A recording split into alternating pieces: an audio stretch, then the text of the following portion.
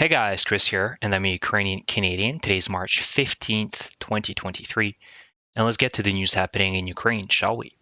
So, it's going to be a very quick video. It's going to be my take on the recent events that unfolded yesterday over the Black Sea. If you haven't heard about it, the Russians managed to shut down a US MQ-9 Reaper drone very close to the Crimean Peninsula, and this happened over the Black Sea. So, according to this article, some of the officials that reviewed the footage following the crash indicated that the pilot of this Russian Su-27 jet fighter was out of control when he was flying towards this drone, and he quickly tried to pull away from it. They also alleged that he dumped fuel over the drone, which caused the drone to lose control and then crash into the Black Sea. And this official said that this would not be something you would see from a professional pilot. So this reiterates further that Russia is lacking professional pilots.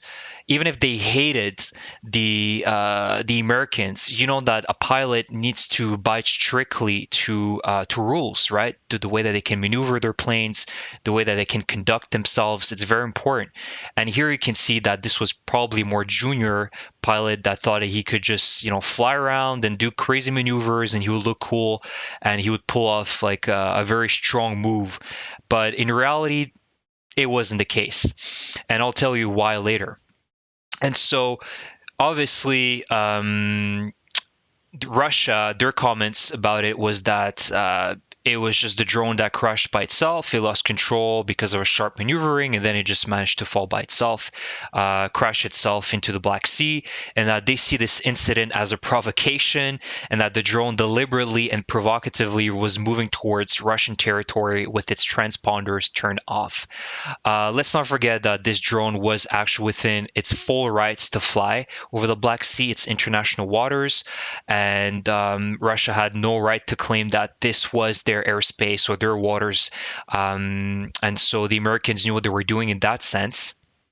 And the other part about it is that obviously the United States, today there's more news talking about them trying to send a team, perhaps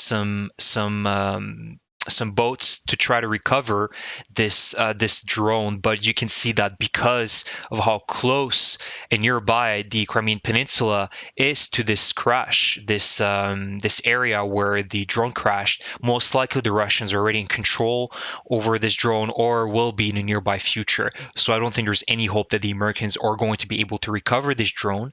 However, the good news about it is that I just watched a video on CNN where one of the US officials confirmed that they were able to wipe out the software following this crash. And that is just a security measure they have so it doesn't fall into the wrong hands. So this software cannot be reverse engineered or copied, or the drone itself, all the hardware and the software that's inside of it. And you guys know software at this point has become more valuable than the actual hardware and the actual structure of some weapons, right? Especially the drones and the jet fighters. It takes years to develop good software, pretty much making most of these drones very autonomous. And so that's why they've put such an emphasis at having security measures to not allow enemies take control over this type of technology. So that's the good news. And in reality, I also want to talk about the US response, which was pretty much non-existent. I couldn't really see like a clear response from the United States in regards to these events. Of course, there is finger pointing that this is obviously Russia's doing, but it's not like the Americans are saying that they're ready to go to war tomorrow over this drone, which is, predictable.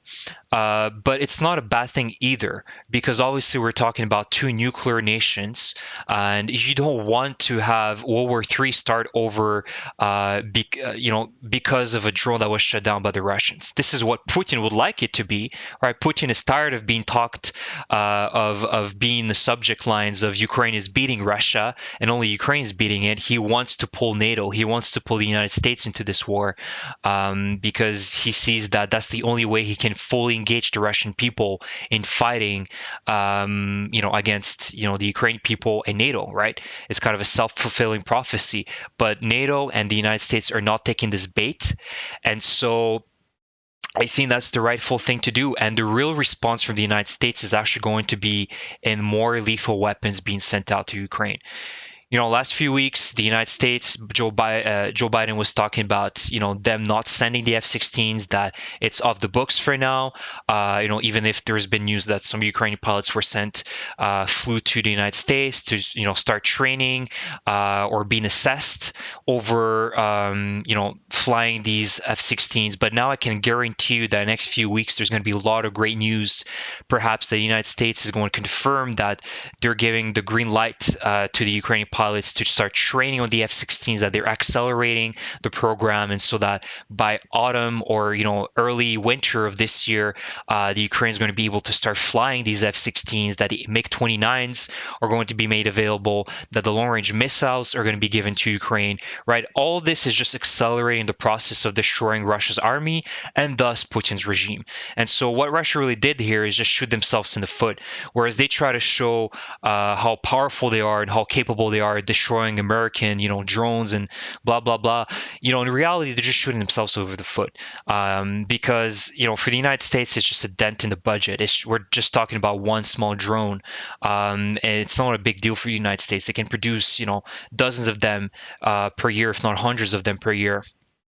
Whereas for Russia, it's just them accelerating their impending doom, their inevitable death, and the death of them being seen as a global superpower. And I think the West now and NATO sees that as the only solution to stopping Russia, is that they need to bring down and destroy the entire Russian army so they can no longer pull off stuff like this, right? Shutting down commercial airplanes, like we've seen MH17 in 2014, or drones like these, or shutting down, boats and commercial boats over the Black Sea, because Russia just felt like it. They thought it was an aggressive boat that was heading towards Russia, right? It's a typical deflection from Russia, always blaming the other side, that they were about to do something, and that's why we had to step in and start a war, or destroy this plane, or destroy this boat. So I think overall, this is a very positive news for Ukraine. It's only going to accelerate the amount of weaponry that Ukraine is going to get from the West. And so let's hope that's going to happen in the next few weeks. Let me know what you think about my comments, and I will see you guys in the next video. And please subscribe to my channel. Take care.